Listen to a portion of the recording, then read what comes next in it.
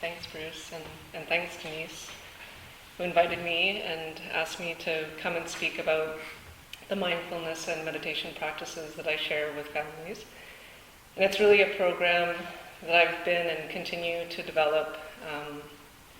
It's intended for parents, educators, and caregivers, grandparents, anyone wanting not only to care for themselves, but also to care for the children in their lives.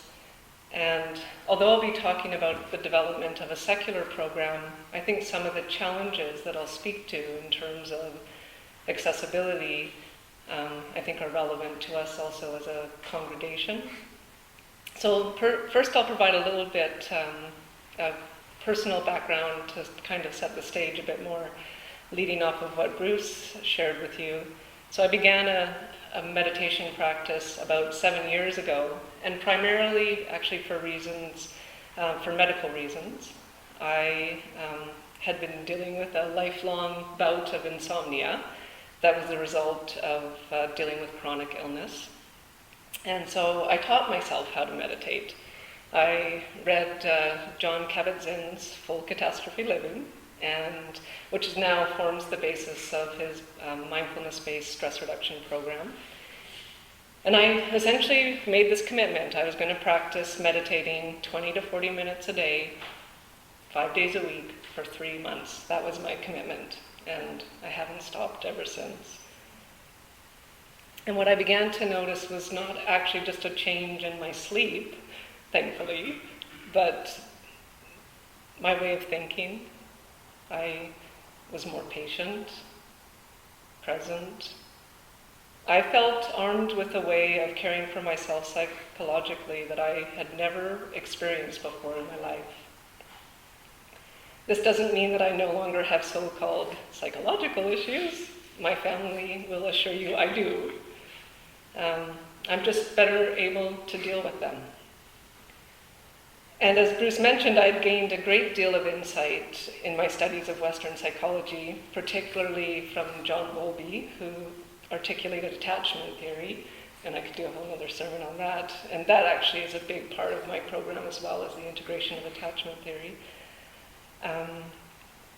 But nothing had changed my way of being. Western psychology gave me a great deal of understanding, but nothing changed my way of being, like that of not just my practice of meditation, but additional Buddhist teachings. So of course, when one connects in this way with something that is so transformative, you want to share this with everybody. And so in being in the helping profession, I began to incorporate mindfulness and meditation into my private practice as a therapist, all the while eating up as much as I possibly could about mindfulness and additional Buddhist teachings. And what led me to focus more on developing a secular program that actually isn't just about mindfulness and meditation, but is really what I see as a comprehensive social emotional learning program that is based not just on mindfulness and meditation, but the broader Buddhist philosophy, but was really influenced by 3 things. The first was that for many of my clients, the mere mention of practices like mindfulness and meditation brought a lot of resistance, several eye rolls, and a real concern about it being flaky. Like typically this would be with clients who had no religious or spiritual background or had negative religious experiences.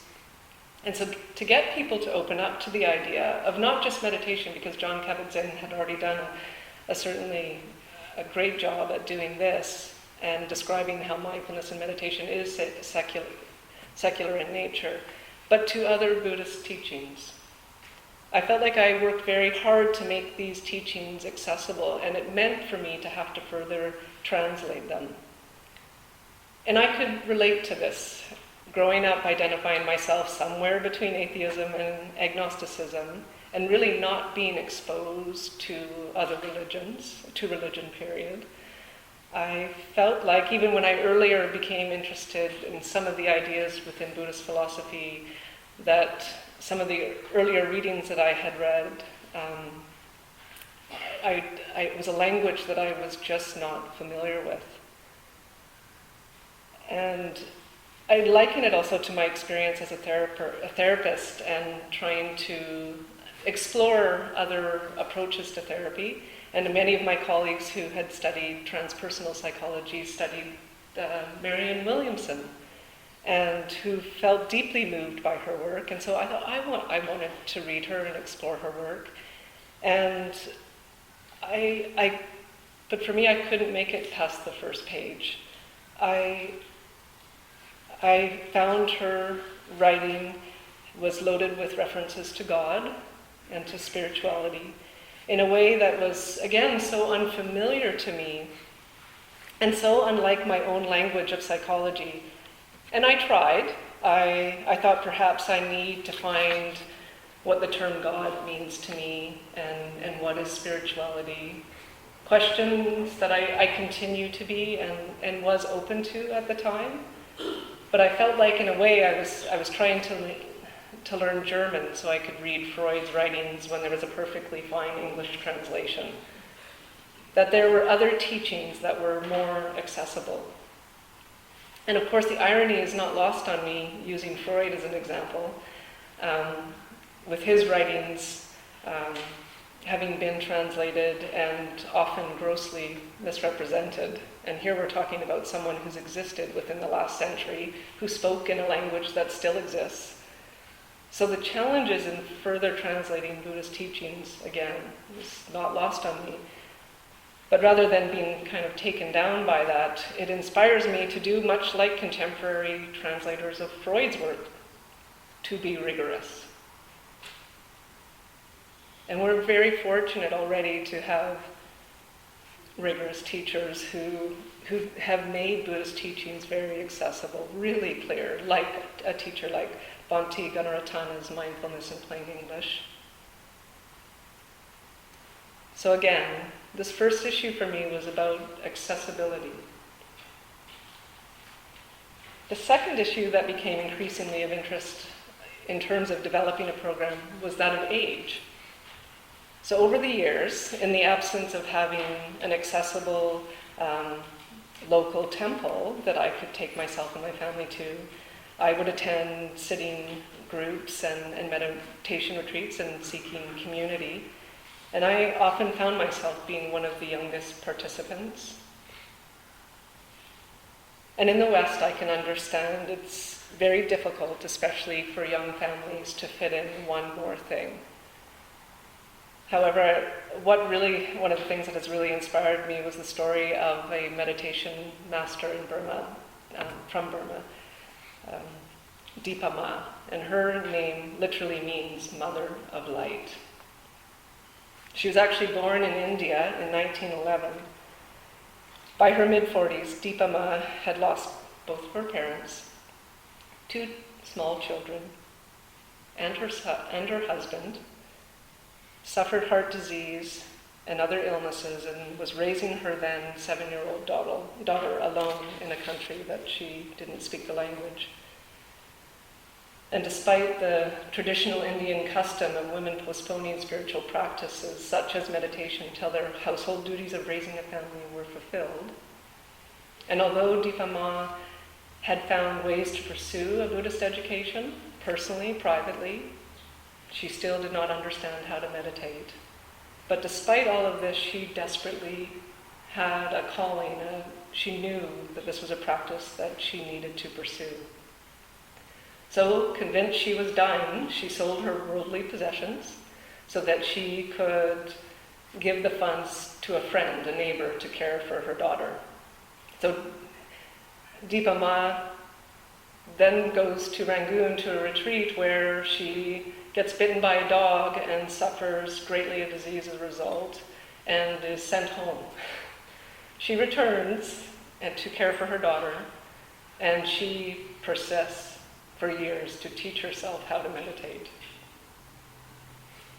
Her health recovers, and years later, her first formal student was a widow with 6 children unable to leave their home.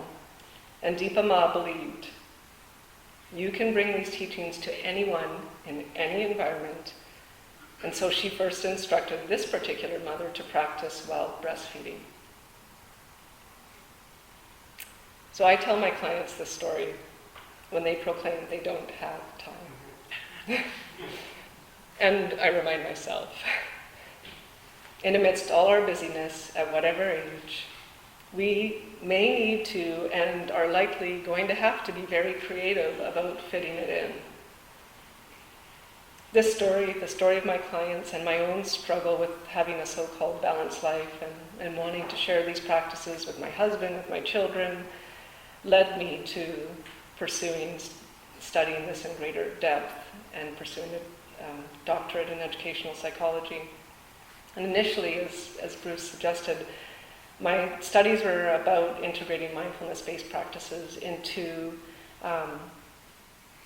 what we call secular social emotional education programs for children. But much like my experiences in therapy, often we can do more for kids if we help the adults in their lives. And I'm not against such programs, but children do not exist in a vacuum.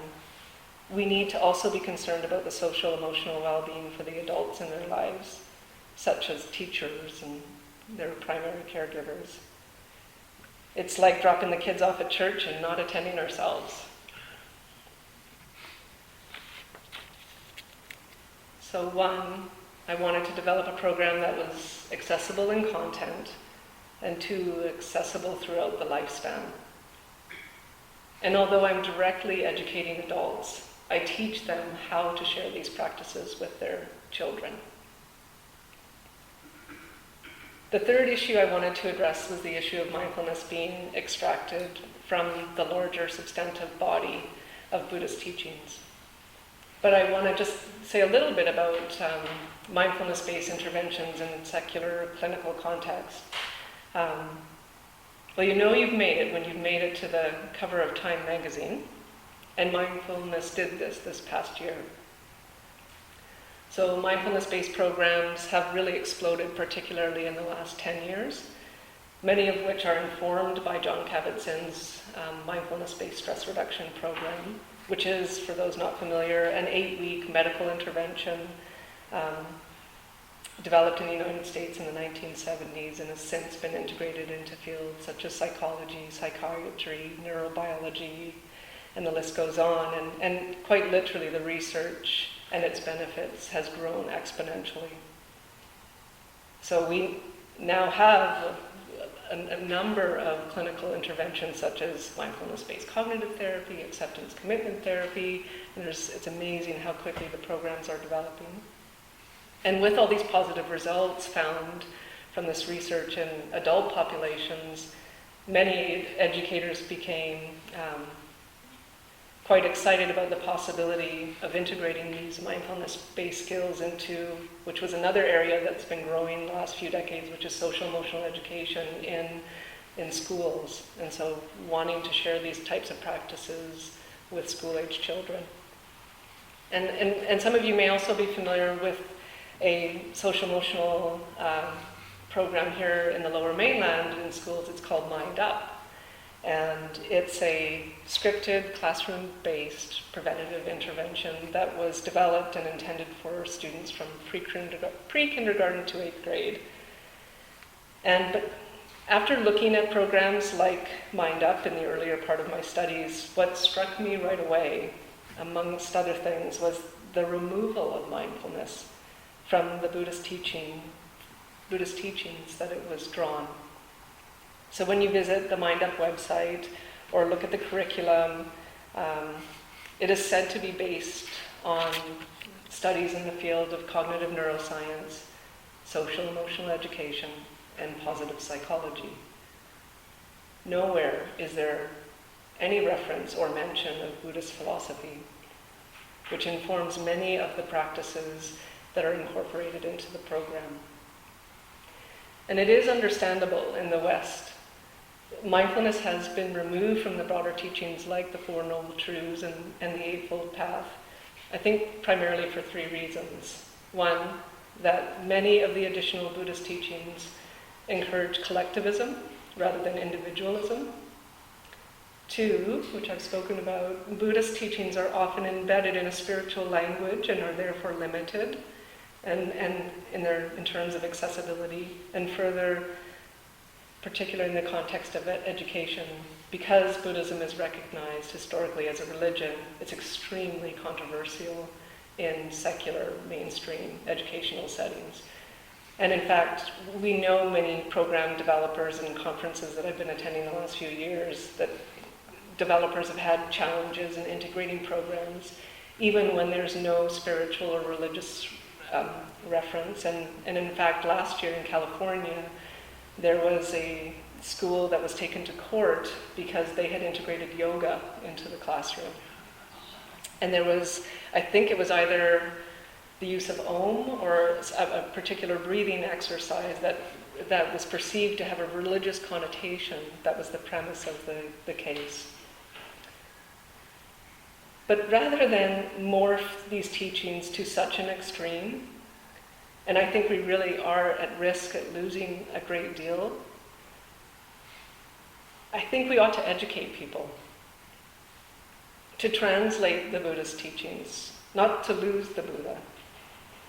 As Buddha was just a man with no righteous claims or doctrine, he simply dedicated his life to understanding and providing a very practical means of transforming human suffering. I often think if the Buddha were here, he was a philosopher, and I think of him as an educational psychologist, and perhaps others would say a neuropsychologist. He really had this amazing understanding of the human mind. I think we should celebrate him in psychology as we do Aristotle, Freud, Foucault.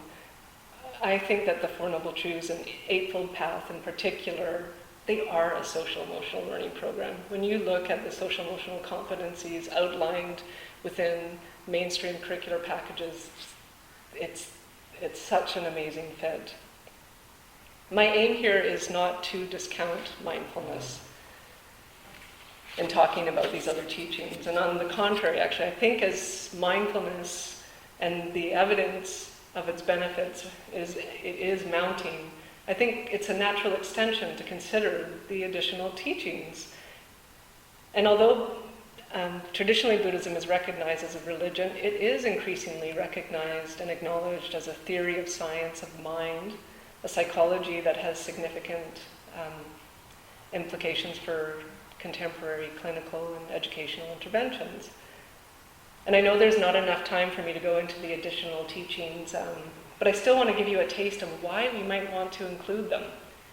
And perhaps you are more familiar than I with some of these teachings, but for those less familiar, I just briefly want to speak to the Buddha's teachings on the Four Noble Truths. The first noble truth is the acknowledgement that all people suffer. Suffering occurs in body and mind, which can be experienced on a personal and social level. Personally, we may experience such feelings as grief, pain, anxiety, fear, and we may also suffer as a community at times of war, natural disasters, as a result of racism, sexism, ageism, etc. Another important distinction that is made within Buddhism is that there is suffering that is inevitable, but there is also suffering that is unnecessary. It is those negative thinking patterns that we all have. It is a resistance to the inevitability of change, imperfection, impermanence, and emptiness. And in a conversation with the Dalai Lama, Howard Cutler, who authored The Art of Happiness, he describes how this can be quite challenging for those living in the West. As he says, I quote, "As Western society gained the ability to limit the suffering caused by harsh living conditions, it seems to have lost the ability to cope with the suffering that remains. As suffering becomes less visible, it is no longer seen as part of the fundamental nature of human beings, but rather an anomaly, a failure." End quote. Within Western psychological theories, there is clearly an acknowledgement of human suffering. However, in mental health, it is often captured as dichotomous, I've been in that field for over 2 decades. I know very well that obviously you often hear these dichotomies of normal versus abnormal, secure versus insecure. And the first noble truth provides a reframing of human psychology, as it removes this categorization by acknowledging all people suffer. This frame of reference sets the stage for all people to receive social and emotional education, not just those who've been diagnosed. In addition, by acknowledging that suffering exists psychologically, it removes the stigma and normalizes mental health concerns and supports us to have compassion for ourselves and others, to be generous of heart. I think in the West, we may have learned that it's important to take time to watch our diets or to exercise, although many of us still struggle with this. But for those of us who have not been raised in a community, like in a sense what the Unitarian Church offers us, what many people are missing is a way to care for themselves and their families psychologically. I learned that you smoked and drank. That's how you take care of, or watch television, or there were lots of ways that I learned outside of having a community like that were not healthy. And I know many people, many of the families that I work with struggle with that, of finding healthier means in the absence of that community. And so rather than feeling ashamed to have to do so, I want to support people to see psychological well-being as an integral part of their self-care, to accept the existence of suffering.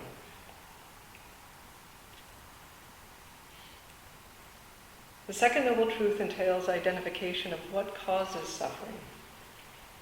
Such things as clinging, wanting things to be a particular way, our attachment to things staying the same, or our aversion, wanting things to be different.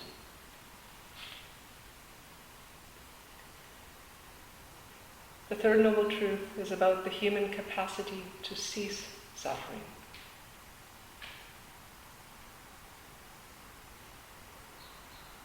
Finally, it is within the fourth noble truth that the Buddha provided the means to end such suffering, the Eightfold Path, consisting of teachings on wisdom, having an understanding of human suffering, with the intention to care for our own thinking, skillful thinking, ethical conduct, to care for and be reflective of our speech, our actions, and our livelihood. And mental development, the practice of mindfulness, our efforts to do so, and concentration, a skill so integral to this practice. Often Buddhist scholars will describe the interconnectedness of the Four Noble Truths and the Eightfold Path teachings, which raises the question, what is lost when we remove mindfulness from this family of principles? This concern is reflected in an essay by Gil Fronsdale where he writes, I quote, "The teachings frequently show the Buddha describing a gradual training, moving progressively from the cultivation of generosity to ethics, to mindfulness practices, to concentration, to insight, and to liberation. The gradual training is an expansion of the three categories of the Eightfold Path, and while this gradual training is often presented in a linear fashion, it can also be seen in a non-linear manner that different people develop at different times. Westerners in particular often skip some of the early stages in the progression. Instead, they initially focus on awareness practices, particularly mindfulness. Although there may be good reasons for this in the West, and I wish he'd said more about this, by starting with mindfulness, we may be bypassing the cultivation of healthy psychological qualities of mind and heart that support its foundation. In addition, By starting with mindfulness practice, we may overlook the fact that both the awakening and the awakened heart can find its expression in service to others. End quote. It was this quote that inspired me to develop a program that was not just about mindfulness, but about understanding human nature and how this connects each and every one of us, after all, to love, that very thing that we all seek and wish to embody. To love, we must have understanding of ourselves and others.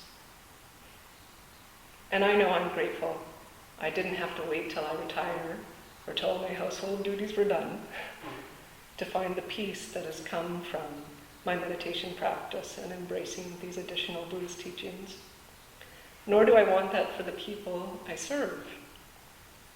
Thus, I am keen to teach parents, caregivers, educators, really anyone who will listen, and who themselves are keen to explicitly attend to their psychological well-being of themselves and others, to find the light in themselves and others, and thus learn how to integrate these teachings into their and possibly their families' daily lives. Thank you.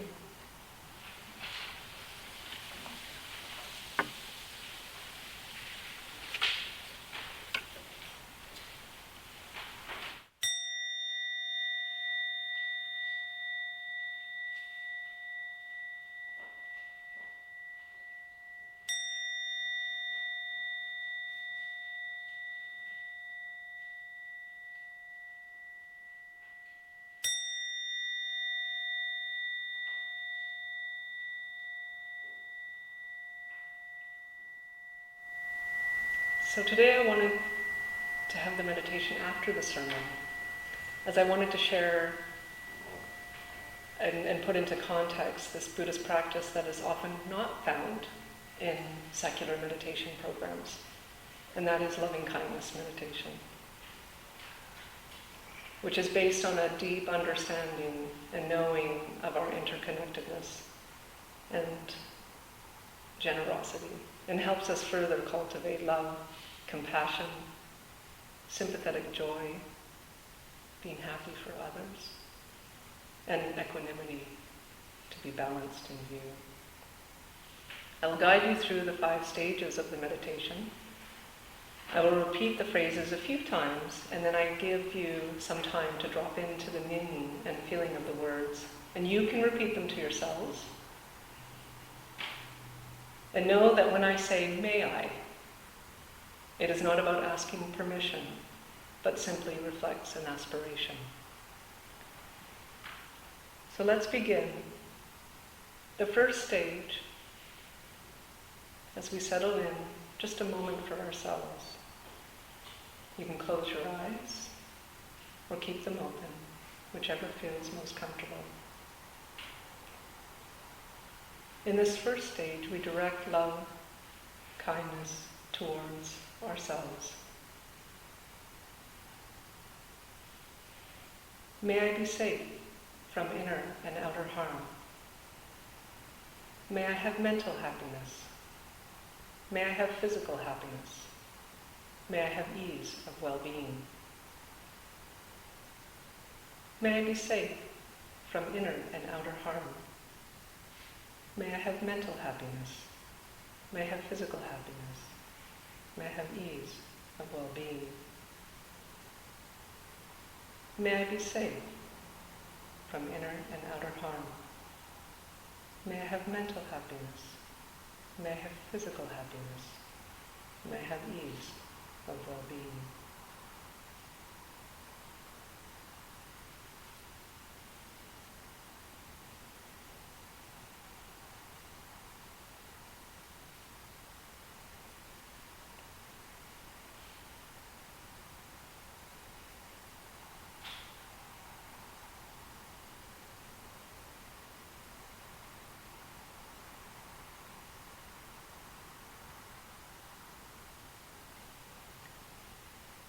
Now call to mind someone that you care about, a good friend, a teacher, someone who's helped you in your life, someone who inspires you.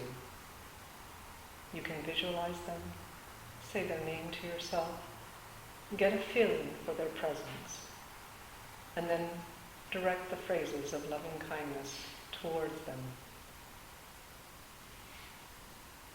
May you be safe from inner and outer harm. May you have mental happiness. May you have physical happiness. May you have ease of well-being. May you be safe from inner and outer harm. May you have mental happiness. May you have physical happiness. May you have ease of well-being.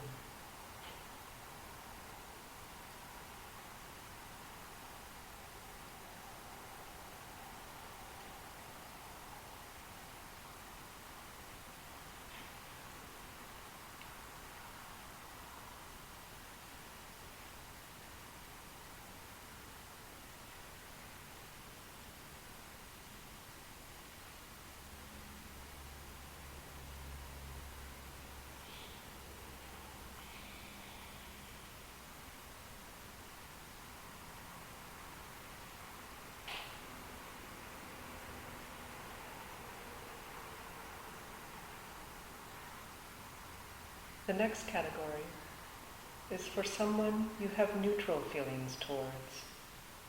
Perhaps someone you see in the community but do not know.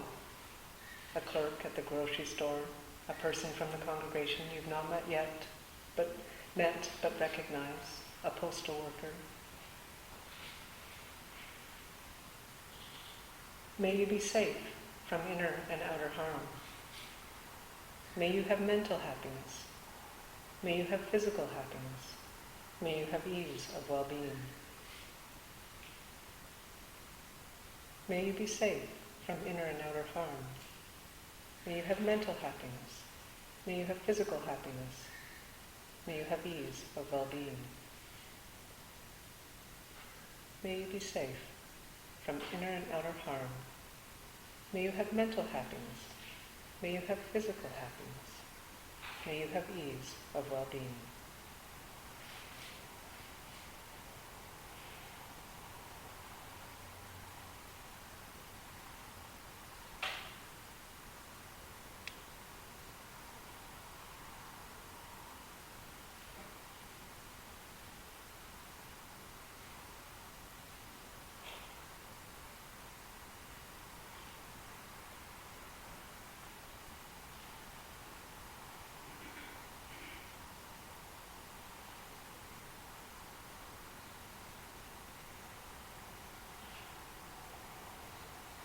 In the fourth stage, we bring to mind someone who challenges us, someone we have been or are in conflict with, or have had feelings of ill will towards.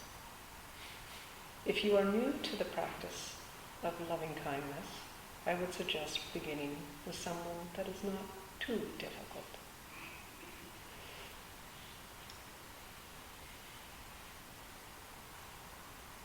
May you be safe from inner and outer harm. May you have mental happiness. May you have physical happiness. May you have ease of well-being. May you be safe from inner and outer harm. May you have mental happiness. May you have physical happiness. May you have ease of well-being. May you be safe from inner and outer harm. May you have mental happiness. May you have physical happiness. May you have ease of well-being.